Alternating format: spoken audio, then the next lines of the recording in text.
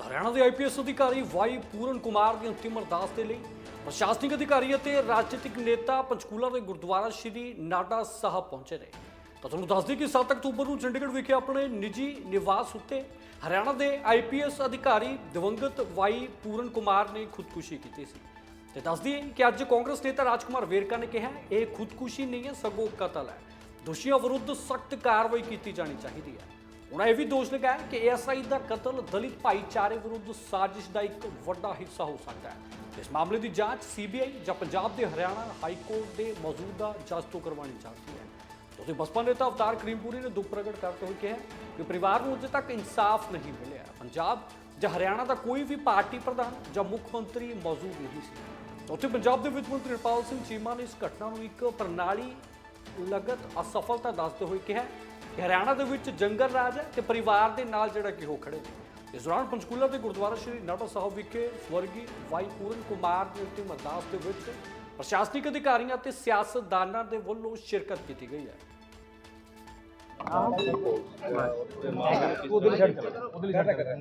देखो पिछले दिनी बाई पूर्ण कुमार जी ਜਿਹੜੇ ਇਸ ਫਾਨੀ ਸੰਸਾਰ ਨੂੰ ਅਲਵਿਦਾ ਕਹਿ ਗਏ ਸੀਗੇ। ਅੱਜ ਉਹਨਾਂ ਦੀ ਅੰਤਮ ਅਰਦਾਸ ਦੇ ਵਿੱਚ ਸਾਰੀਆਂ ਰਾਜਨੀਤਿਕ ਪਾਰਟੀਆਂ ਦੇ ਆਗੂ ਸਾਹਿਬਾਨ, ਸਾਰੀਆਂ ਜਿਹੜੀਆਂ ਗੈਰ ਰਾਜਨੀਤਿਕ ਪਾਰਟੀ ਉਹਨਾਂ ਦੇ ਆਗੂ ਸਾਹਿਬਾਨ, ਸਾਰੀਆਂ ਸੋਸ਼ਲ ਆਰਗੇਨਾਈਜੇਸ਼ਨ, ਧਾਰਮਿਕ ਆਰਗੇਨਾਈਜੇਸ਼ਨ ਸਾਰੀਆਂ ਅੱਜ ਉਹਨਾਂ ਨੂੰ ਸ਼ਰਧਾ ਦੇ ਫੁੱਲ ਅਰਪਿਤ ਕਰਨ ਲਈ ਇਕੱਤਰ ਹੋਈਆਂ ਸੀਗੀਆਂ। ਮੈਂ ਸਮਝਦਾ ਬਾਈ ਪੂਰਨ ਕੁਮਾਰ ਸਮਾਜਿਕ ਨਾ ਬਰਾਬਰਤਾ ਦਾ ਜਿਹੜਾ ਸ਼ਿਕਾਰ ਹੋ ਕੇ ਉਹਨਾਂ ਨੇ ਆਪਣੀ ਜਾਨ ਗਵਾਉਣੀ ਪਈ ਆ। ਅੱਜ ਵੀ ਮੈਂ ਮੰਗ ਕਰਦਾਗਾ ਕਿ ਉਹਨਾਂ ਨੂੰ ਤੇ ਉਹਨਾਂ ਦੇ ਪਰਿਵਾਰ ਨੂੰ ਇਨਸਾਫ ਮਿਲਣਾ ਚਾਹੀਦਾ। 21ਵੀਂ ਸਦੀ 'ਚ ਪਹੁੰਚ ਕੇ ਵੀ ਜੇਕਰ ਜਾਤੀਵਾਦੀ ਪ੍ਰਥਾ ਜਾਰੀ ਆ ਤਾਂ ਇਹਦਾ ਮਤਲਬ ਸਾਡਾ ਸਿਸਟਮ ਕਿਤੇ ਨਾ ਕਿਤੇ ਉਹਦਾ ਜ਼ਿੰਮੇਵਾਰ ਹੈਗਾ। ਸਾਨੂੰ ਸਾਡੇ ਸਿਸਟਮ ਠੀਕ ਕਰਨਾ ਚਾਹੀਦਾ। ਬਾਬਾ ਸਾਹਿਬ ਭੀਮ ਰਾਓ ਅੰਬੇਡਕਰ ਜੀ ਨੇ ਸੰਵਿਧਾਨ ਦੇ ਅੰਦਰ ਸਾਰਿਆਂ ਨੂੰ ਪੜ੍ਹਨ ਦਾ, ਲਿਖਣ ਦਾ ਬਰਾਬਰਤਾ ਦਾ ਅਧਿਕਾਰ ਲੈ ਕੇ ਦਿੱਤਾ ਸੀਗਾ। ਅੱਜ ਉਹ ਬਰਾਬਰਤਾ ਦਾ ਅਧਿਕਾਰ ਜਿਹੜਾ ਮੈਂ ਸਮਝਦਾ ਕਿਤੇ ਨਾ ਕਿਤੇ ਉਹਨੂੰ ਖਤਮ ਕੀਤਾ ਜਾ ਰਿਹਾ। ਉਹ ਬਰਾਬਰਤਾ ਦੇ ਅਧਿਕਾਰ ਲਈ ਸਾਨੂੰ ਸਾਰਿਆਂ ਨੂੰ ਇਕੱਠੇ ਹੋ ਕੇ ਲੜਾਈ ਇੱਕ ਵਾਰ ਫਿਰ ਲੜਨੀ ਪੈਣੀ। ਜਿਵੇਂ ਸਭ ਇੱਕ ਪਾਸੇ ਪਰਿਵਾਰ ਸੰਸਕਾਰ ਲਈ ਮੰਨ ਜਾਂਦਾ, ਸ਼ਾਮ ਨੂੰ ਉਸੇ ਪਰਿਵਾਰ ਤੇ ਐਫਆਈਆਰ ਦਰਜ ਕਰ ਲਈ ਜਾਂਦੀ ਹੈ। ਮੈਂ ਉਹੀ ਕਹਿ ਰਿਹਾ ਕਿ ਕਿਸ ਤਰ੍ਹਾਂ ਜਿਹੜੀ ਵਿਵਸਥਾ ਗੀ ਉਹ ਚਾਹੇ ਹਰਿਆਣਾ ਸਰਕਾਰ ਆ ਜਾਂ ਹੋਰ ਸਰਕਾਰਾਂ ਨੇ ਬਣਾਈ ਹੋਈ ਆ ਕਿ ਕਿਸ ਤਰ੍ਹਾਂ ਦਬਾਅ ਬਣਾ ਕੇ ਉਹਨਾਂ ਦੇ ਦਬਾਅ ਬਣਾ ਕੇ ਉਹਨਾਂ ਦਾ ਸੰਸਕਾਰ ਕਰਵਾਇਆ ਗਿਆ। ਔਰ ਉਸ ਤੋਂ ਬਾਅਦ ਉਸੇ ਪਰਿਵਾਰ ਦੇ ਉੱਤੇ ਜਿਹੜਾ ਪਰਿਵਾਰ ਇਨਸਾਫ ਦੀ ਮੰਗ ਕਰਦਾ ਗਾ ਉਸੇ ਪਰਿਵਾਰ ਤੇ ਐਫਆਈਆਰ ਦਰਜ ਕਰਕੇ ਉਹਨਾਂ ਨੂੰ ਦੋਸ਼ੀ ਬਣਾਇਆ ਜਾਂਦਾ ਗਾ। ਇੱਥੋਂ ਪਤਾ ਲੱਗਦਾ ਕਿ ਜੰਗਲ ਰਾਜ ਜਿਹੜਾ ਉਹ ਦੇਸ਼ ਦੇ ਅੰਦਰ ਬਣਾਇਆ ਹੋਇਆ ਗਾ। ਮੈਂ ਕੋਈ ਰਾਜਨੀਤਿਕ ਬਿਆਨ ਨਹੀਂ ਦੇਣਾ ਚਾਹੁੰਦਾ, ਪਰ ਲੇਕਿਨ ਹਰਿਆਣਾ ਦੇ ਅੰਦਰ, ਦੇਸ਼ ਦੇ ਅੰਦਰ ਜੰਗਲ ਰਾਜ ਦੀ ਵਿਵਸਥਾ ਬਣੀ ਹੋਈ ਆ। ਸਾਨੂੰ ਇਸ ਜਾਤੀਵਾਦੀ ਢਾਂਚੇ ਦੇ ਖਿਲਾਫ ਜੋ ਬਾਬਾ ਸਾਹਿਬ ਭੀਮ ਰਾਓ ਅੰਬੇਡਕਰ ਜੀ ਨੇ ਨਾਅਰਾ ਦਿੱਤਾ ਸੀਗਾ ਉਹਦੇ ਵਿੱਚ ਅੱਜ ਵੀ ਚੱਲਣ ਦੀ ਲੋੜ। ਬਿਲਕੁਲ ਅੱਜ ਵੀ ਮੈਂ ਸਮਝਦਾ ਪੂਰਾ ਸਮਾਜ ਉਸ ਪਰਿਵਾਰ ਦੇ ਨਾਲ ਖੜਾ ਗਾ। ਪੂਰਨ ਕੁਮਾਰ ਜੀ ਦੇ ਪਰਿਵਾਰ ਦੇ ਨਾਲ ਅਸੀਂ ਸਾਰੇ ਖੜੇ ਆਂਗੇ। ਉਹਨਾਂ ਨੂੰ ਇਨਸਾਫ ਦੀ ਲੋੜ ਆ, ਬਲਕਿ ਅੱਜ ਵੀ ਉਹਨਾਂ ਨੂੰ ਡਰਾਇਆ ਧਮਕਾਇਆ ਜਿਹੜਾ ਉਹਨਾਂ ਨੂੰ ਜਲੀਲ ਕੀਤਾ ਜਾ ਰਿਹਾ ਕਦੇ ਬਰਦਾਸ਼ਤ ਨਹੀਂ ਹੋਊਗਾ। ਸਮਾਜ ਲੋਕ ਜਿਹੜਾ ਪੂਰਾ ਦੇਸ਼ ਦੇ ਲੋਕ ਜਿਹੜੇ ਨੇ ਉਹ ਇਸ ਦਾ ਜਵਾਬ ਦੇਣਗੇ। ਠੀਕ ਹੈ। ਮੈਂ ਮਹਿਸੂਸ ਕਰਦਾ ਕਿ ਅਚਾਨਕ ਪੂਰੇ ਦੇਸ਼ ਦੇ ਵਿੱਚ ਦਲਿਤਾਂ ਦੇ ਉੱਪਰ ਹਮਲੇ ਵਧੇ ਹੈ। ਯੂਪੀ ਔਰ ਹਰਿਆਣਾ ਤੇ ਮੈਂ ਸਿੱਧੇ ਤੌਰ ਤੇ ਇਲਜ਼ਾਮ ਲਗਾ ਰਿਹਾ ਕਿ ਇੱਥੋਂ ਦੀਆਂ ਸਰਕਾਰਾਂ ਜਿਹੜੀਆਂ ਉਹ ਇਸ ਗੱਲ ਲਈ ਜ਼ਿੰਮੇਵਾਰ ਹੈ। ਵਾਈ ਪੂਰਨ ਕੁਮਾਰ ਦੀ ਇਹ ਸੁਸਾਈਡ ਨਹੀਂ ਸਮਾਜ ਮੰਨਦਾ। ਦਲਿਤ ਸਮਾਜ ਇਹ ਮਹਿਸੂਸ ਕਰਦਾ ਹੈ ਕਿ ਵਾਈ ਪੂਰਨ ਕੁਮਾਰ ਦੀ ਹੱਤਿਆ ਹੋਈ ਹੈ ਔਰ ਉਸ ਹੱਤਿਆ ਦੇ ਜਿਹੜੇ ਵੀ ਕੋਈ ਜ਼ਿੰਮੇਵਾਰ ਆ ਉਹਨਾਂ ਦੇ ਖਿਲਾਫ ਸਖਤ ਕਾਰਵਾਈ ਹੋਣੀ ਚਾਹੀਦੀ ਹੈ। ਔਰ ਉਹਦੇ ਬਾਅਦ ਇੱਕ ਸਾਜ਼ਿਸ਼ ਦਲਿਤ ਸਮਾਜ ਦੇ ਖਿਲਾਫ ਹੋਰ ਰਚੀ ਗਈ ਜਿਹਦੇ ਵਿੱਚ ਇੱਕ ਅਸਿਸਟੈਂਟ ਸਬ ਇੰਸਪੈਕਟਰ ਕੋਲੋਂ ਸੁਸਾਈਡ ਦੀ ਖਬਰ ਸਾਹਮਣੇ ਆਈ, ਲੇਕਿਨ ਉਹ ਸੁਸਾਈਡ ਨਹੀਂ, ਉਸ ਦੀ ਜਾਣਬੁੱਝ ਕੇ ਉਹ ਏਐਸਆਈ ਦੀ ਹੱਤਿਆ ਕਰਵਾਈ ਗਈ ਤਾਂ ਕਿ ਇਹ ਦਲਿਤ ਸਮਾਜ ਦੇ ਉੱਪਰ ਇਲਜ਼ਾਮ ਲਗਾਇਆ ਜਾਏ, ਦਲਿਤ ਸਮਾਜ ਦੇ ਖਿਲਾਫ ਸਾਜ਼ਿਸ਼ ਕੀਤੀ ਜਾਏ ਔਰ ਵਾਈ ਪੂਰਨ ਕੁਮਾਰ ਦੇ ਪਰਿਵਾਰ ਨੂੰ ਪਰੇਸ਼ਾਨ ਕੀਤਾ ਜਾ ਸਕੇ। ਇਹ ਸਿੱਧਾ ਤੌਰ ਦੇ ਉੱਪਰ ਦਲਿਤ ਸਮਾਜ ਜਿਹੜਾ ਹੈ ਅੱਜ ਦੇਸ਼ ਦਾ ਇਸ ਗੱਲ ਨੂੰ ਲੈ ਕੇ ਦੁਖੀ ਹੈ। ਅਸੀਂ ਇਸ ਗੱਲ ਦੀ ਮੰਗ ਕਰਦੇ ਹਾਂ ਕਿ ਬਈ ਇਹ ਸਮੁੱਚੇ ਸਾਰੇ ਪ੍ਰਕਰਨ ਦੀ, ਸਮੁੱਚੇ ਸਾਰੇ ਕੇਸ ਦੀ ਇਹ ਜਿਹੜੀ CBI ਤੋਂ ਇਹ ਜਾਂਚ ਕਰਵਾਈ ਜਾਏ ਜਾਂ ਪੰਜਾਬ ਹਰਿਆਣਾ ਹਾਈ ਕੋਰਟ ਦੇ ਸਿਟਿੰਗ ਜੱਜ ਤੋਂ ਇਹ ਜਾਂਚ ਕਰਵਾਈ ਜਾਏ। ਇਹ ਦਲਿਤਾਂ ਦੇ ਖਿਲਾਫ ਸਾਜ਼ਿਸ਼ ਹੈ, ਦਲਿਤਾਂ ਦੇ ਖਿਲਾਫ ਹਮਲਾ ਹੈ।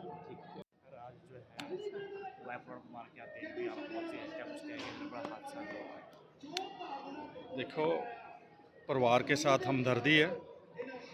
उनकी वाई पूर्ण कुमार जी की ये अंतिम अरदास कीर्तन में शामिल होने के लिए इसलिए हैं। मैं और मेरे बीवी के परिवार के साथ हमारी अंदर तहे दिल से हमदर्दी है।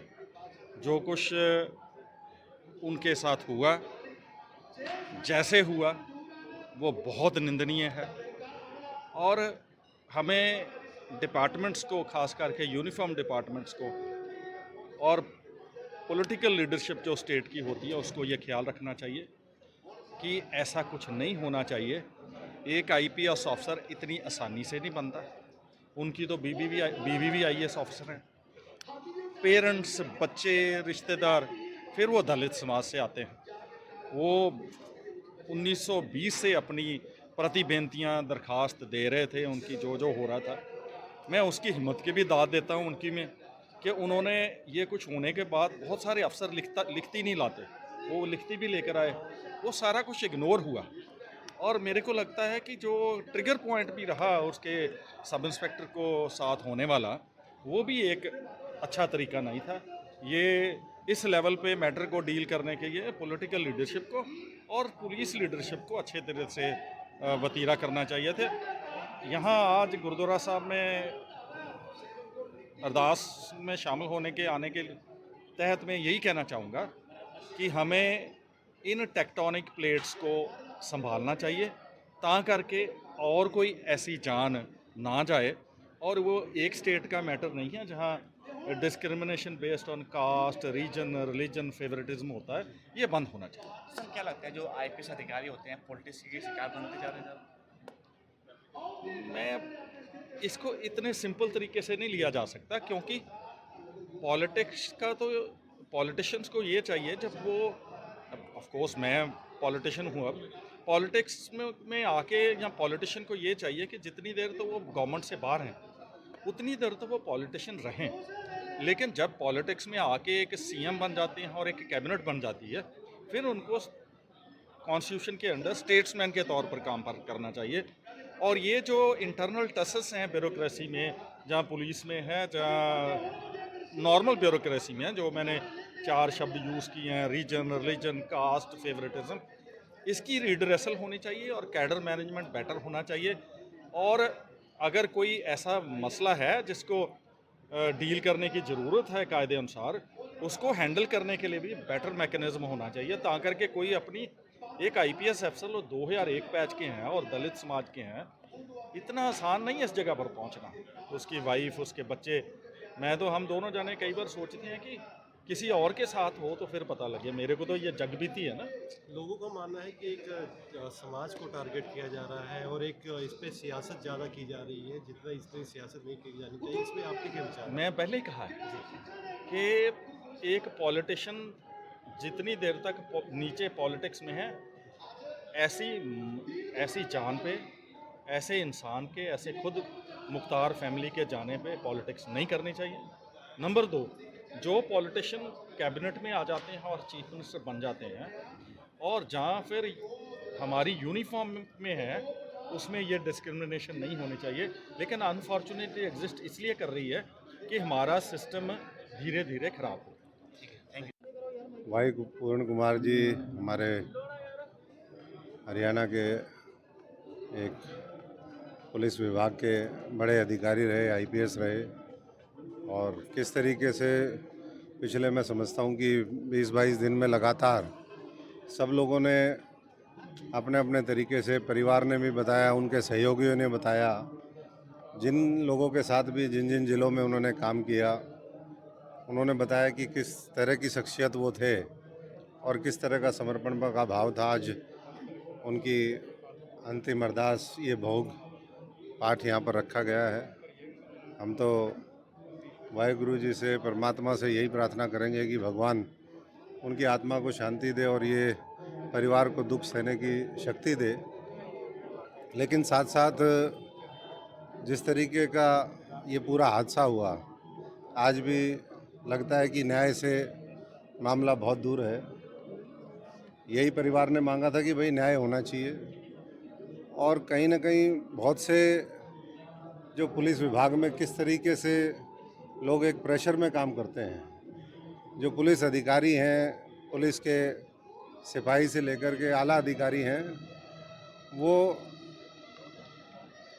एक मैं समझता हूँ कि मनोबल भी कहीं ना कहीं उनका इस पूरे हादसे के बाद वो गिरा है, और उसी की वजह से इस तरह की और भी घटनाएं हुई। तो हम तो यही प्रार्थना करेंगे। अभी सरकार की तरफ से कुछ लोगों ने अपनी बात रखी कि मुख्यमंत्री जी इस परिवार के साथ खड़े हैं, तो मैं यही कहूँगा कि पूरा साथ खड़े हैं तो पूरा न्याय मिले इस परिवार को, और जल्द से जल्द मिले।